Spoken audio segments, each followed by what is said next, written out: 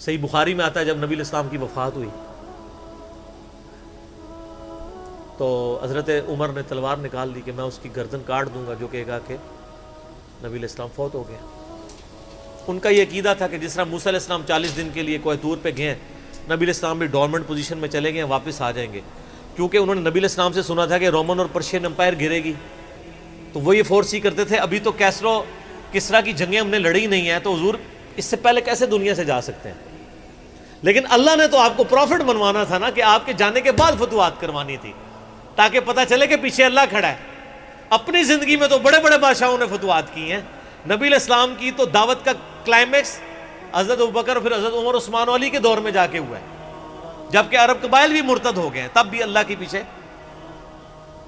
Support تھی۔ والذی ارسل رسولہ بالہدی ودین الحق لیظہرہ علی الدین کلہ ولو کرہ المشرکون، اللہ نے اس کو دین کو غالب کرنا تھا۔ تو بخاری کے الفاظ ہیں، حضرت عمر نے کہا میں اس کی گردن اتار دوں گا۔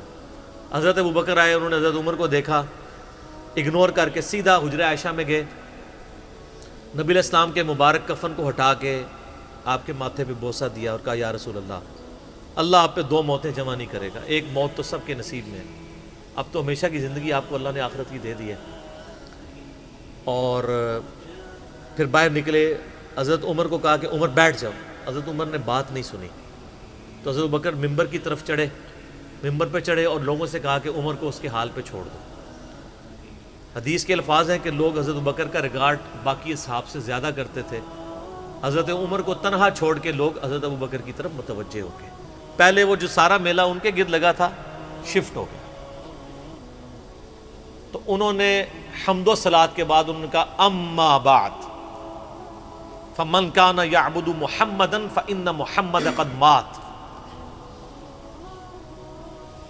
سر کلیجے پہ کتنا بڑا پتھر رکھا ہوگا حضرت بکر نے جملہ بولتے ہوئے کہ جو محمد کی عبادت کرتا تھا وہ جان لے کہ محمد کو موت آ گئی ہے۔ ومن کان یعبد اللہ، اور جو اللہ کی عبادت کرتا ہے وہ جان لے ان اللہ حی لا یموت، اللہ زندہ ہے، اللہ کو کبھی موت نہیں آئے گی۔ کیا توحید کی تعلیمات ہیں! حضور کی میت کے اوپر حضور کے فضائل نہیں بیان ہو رہے، توحید بیان ہو رہی ہے۔ Point to be noted. کیوں؟ سر پہلے نہیں انسانیت نے رسک لیا، دنیا کا سب سے بڑا شرک ایک پیغمبر کے نام پہ تو کھڑا ہوا ہے، عیسیٰ ابن مریم کے نام پہ۔ نبی علیہ السلام کو عیسیٰ ابن مریم نہیں اللہ نے بننے دیا۔ ایسے تربیت یافتہ وہ صحابہ جو کل تک آپ کے وضو کا پانی نیچے نہیں گرنے دے رہے تھے، آج وفات پہ کھڑے ہو کے فرضی خطبہ دے رہے ہیں۔ جو محمد کی عبادت کرتا تھا جان لو محمد کو موت آ گئی ہے، جو اللہ کی عبادت کرتا تھا جان لو اللہ زندہ ہے۔ پھر آیت بھی پڑھی، صرف فرضی جملہ نہیں بولا۔ آپ تو کہہ رہے ہیں شرک ختم ہو گیا، حضرت بکر جب شروع نہیں ہوا تھا اس وقت بھی کہہ رہے تھے کہ نبی علیہ السلام کو کسی نے خدا نہیں بنانا، کیونکہ بخاری کی حدیث ہے، دیکھنا میری شان کو اس طرح بلند نہ کرنا جس طرح عیسیٰ ابن مریم کو لوگوں نے کیا۔ میں اللہ کا بندہ اور اس کا رسول ہوں، مجھے اللہ کا بندہ اور اس کا رسول ہی کہنا۔ سر وارفتگی، دیوانگی، عشق کی ساری کیفیت حضور کی وفات کے بعد بالکل چینج ہوگی صحابہ کی۔ ہونا تو چاہیے تھا جو وضو کا پانی نہیں گرنے دے رہے تھے جا کے قبر کی مٹی چاٹنا شروع کر دیتے، ایسا نہیں ہوا۔ وہ تعلیمات کی باؤنڈریز کو کراس نہیں کرتے تھے۔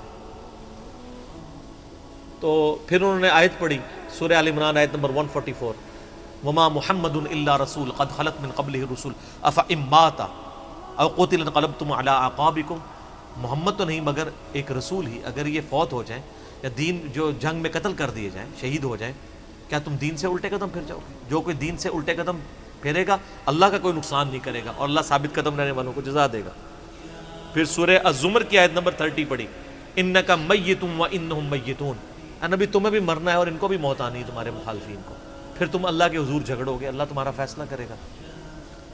یہ سیدنا ابوبکر کی حضور کی وفات کے وقت استقامت تھی۔ پھر جھگڑا کھڑا ہو گیا حضور کو دفنانا کدھر ہے؟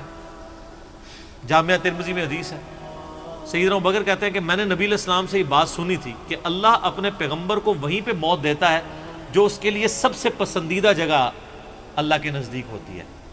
تو حضور کی جو چارپائی ہے نا اس کے نیچے ان کی قبر کھودو، وہاں پہ اللہ نے ان کو موت دی۔ پہلے صحابہ میں رائے نہیں طے ہو رہی تھی کہاں دفنانا ہے۔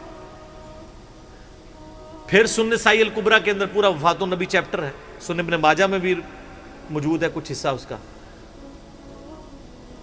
پھر لوگوں نے پوچھا کہ نبی علیہ السلام کا جنازہ ہوگا؟ انہوں نے کہا ہاں ہوگا۔ اسی طریقے سے تکبیر کہو اور سورہ فاتحہ اور اس کے بعد درود شریف اور اس طریقے سے 4 تکبیرات پڑھو۔ لیکن ایک فرق تھا کہ نبی علیہ السلام کو پروٹوکول صحابہ نے دیا ہے کہ آپ کی جو جنازے کی نماز ہے نا وہ جماعت کے ساتھ نہیں ہوئی۔ صحابہ نے یہ پروٹوکول دیا کہ حضور کی میت کی موجودگی میں بھی کوئی شخص امامت نہ کروائے۔ حجرے میں ایک طرف سے لوگ داخل ہوتے تھے، اکیلے اکیلے جنازہ ادا کرتے تھے، اور ڈیٹیل میں آتا ہے 2-3 دن تک جنازہ ہوتا رہا۔ پہلے یعنی مرد داخل ہوئے، اس کے بعد بچے، غلام، پھر عورتیں، اس طریقے سے سب نے جنازہ پڑھا۔ ظاہر ہے 1 لاکھ سے زیادہ لوگ تھے جنازہ پڑھنے والے۔ اس موقع پہ بھی سیدنا ابوبکر کی آپ استقامت دیکھیں، ورنہ حضرت عمر کتنے سٹرانگ اصحاب کے مالک تھے، ان کی حالت آپ دیکھ لیں۔ جب ضرورت پڑی ان کے مضبوط اصحاب کی تو کولیپس کر گئے۔ ابوبکر ہی کھڑے ہوئے ہیں، تو حضور کو پتا تھا نا میں نے مصلی پہ کسے کھڑا کرنا ہے۔ اور بخاری میں الفاظ ہیں، جب مصلی پہ کھڑا کیا آپ فرمایا ابوبکر کے علاوہ سارے دروازے بند کر دو، صرف ابوبکر کے گھر کا دروازہ جو مسجد کی طرف کھلتا ہے، جو مسجد کا دروازہ ابوبکر کے گھر کی طرف ہے وہ کھلا رکھو، باقی سارے بند کر دو۔ تو نبی علیہ السلام کو یہ پتا تھا کہ کس لیول کا کس بندے کا یعنی ایمان ہے، اس کے اعصاب ہیں۔ اور بخاری کے الفاظ ہیں، جب حضرت ابوبکر نے خطبہ دیا، حضرت عمر کہتے ہیں میرے پاؤں میرا بوجھ نہیں اٹھا سکے، اور مجھے یقین آ گیا کہ حضور فوت ہو چکے۔ یہاں قرآن و حدیث سن کے کسی کے کان پہ جوں تک نہیں رنگتی، وہاں پہ حضرت ابوبکر کا خطبہ اور آیات سن کے حضرت عمر کہہ رہے ہیں کہ میرے پاؤں میرا بوجھ نہیں اٹھا سکے، کہ یہ تو واقعی تو قرآن کی آیت۔ اور اس میں بخاری مسلم صحیح بخاری میں الفاظ ہیں، کئی دن تک ہم جب بھی صحابہ ایک دوسرے کو ملتے تھے تو یہی آیت سنایا کرتے تھے، وما محمد الا رسول قد خلت من قبلہ الرسل افئن مات او قتل انقلبتم علی اعقابکم، کہ محمد تو نہیں مگر ایک رسول، انہیں بھی تو موت آنی ہے، تاکہ ہمیں یہ یقین آ جائے کہ حضور دنیا سے چلے گئے۔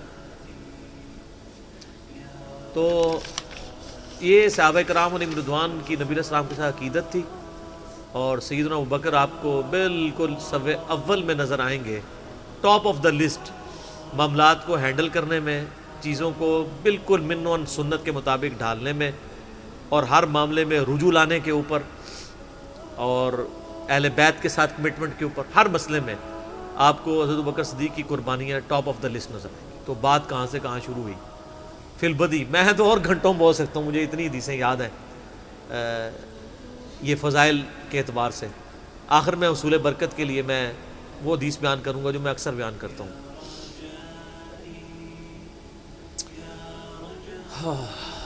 عبداللہ بن عباس رضی اللہ تعالیٰ عنہما کہتے ہیں، بخاری اور مسلم دونوں میں ہے،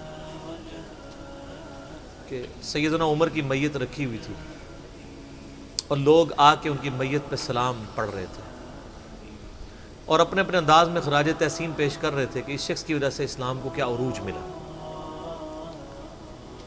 تو کہتے ہیں اتنے میں میں نے محسوس کیا کہ ایک شخص میرے پیچھے آ کے کھڑا ہوا اور اس نے میرے کندھے پہ یوں کونی رکھی، میری پیٹھ اس کی جانب تھی، اس نے کونی میرے کندھے پہ یوں رکھی، اور حضرت عمر کی میت سے مخاطب ہو کے کہنے لگا کہ اے عمر اللہ تجھ پہ رحم فرمائے، تو روئے ارض پہ ان لوگوں میں سے ایک شخص تھا کہ میری بھی خواہش تھی کہ میں ان اعمال کے ساتھ اللہ کے حضور پیش ہوتا، کہ اگر اللہ کے حضور پیش ہونے کے لیے مجھے بہترین اعمال چاہیے تو تیرے اعمال۔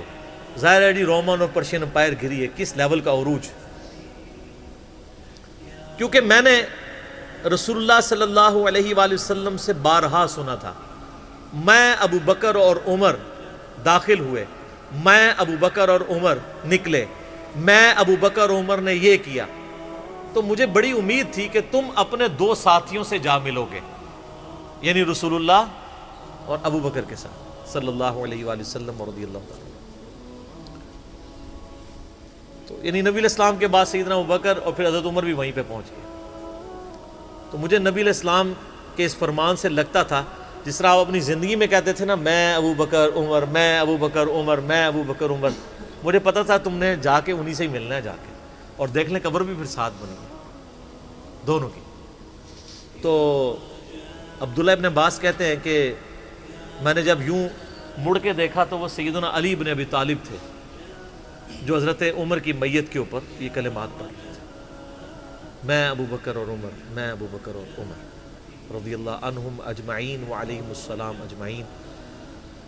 اللہ تعالیٰ ہمارے دلوں میں خلفائے راشدین کی محبت، اہل بیت کی محبت راسخ فرمائے رضی اللہ عنہم اجمعین وعلیہم السلام اجمعین، اور قیامت والے دن حوض کوثر پہ ان کے ساتھ محشور فرمائے، آمین ثم آمین۔